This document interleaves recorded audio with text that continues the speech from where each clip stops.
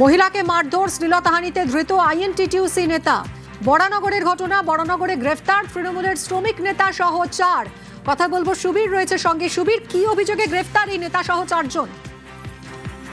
দেখো, বরানগর পৌরসভার অন্তর্গত লেবুবান এলাকা, সেখানে এক মহিলার সঙ্গে প্রথমে বচসা হয়, তারপরে কিন্তু তাকে মারধর করার ঘটনা ঘটে। এই যে আইএনটিটিউসি শ্রমিক নেতা রয়েছেন শঙ্কর রাউত, তার অ্যাসোসিয়েট অর্থাৎ তার অনুগামী অর্পণ দত্ত, দেবজ্যোতি বণিক ওরফে বনি এবং আরেকজনের নাম দেবাশিস দাস, এই যারা রয়েছেন এরা কিন্তু গিয়ে প্রথমে ওই মহিলাকে মারধর করে।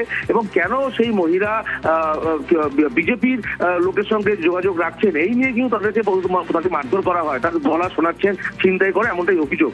তারপরে কিন্তু এলাকার মানুষজন কিন্তু ছুটে আসে এবং এসে কিন্তু এদেরকে ধরে ফেলে এবং ধরে এদেরকে বেধড়ক মারধর করা হয়। মারধর করার পর কিন্তু সেখান থেকে তাদেরকে নিয়ে যাওয়া হয় বরানগর হাসপাতালে।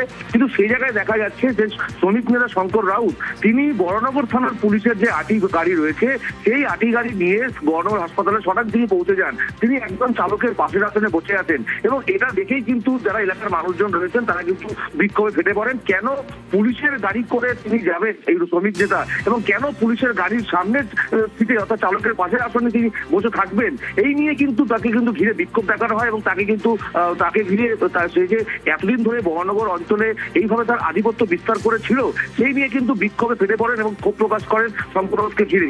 ইতিমধ্যেই শঙ্কর রাউত সহ মোট 4 জনকে কিন্তু বরানগর থানায় পুলিশ গ্রেফতার করেছে এবং আজকে তাদের বারাকপুর আদালতে পাঠানো হবে। ধন্যবাদ সুবীর।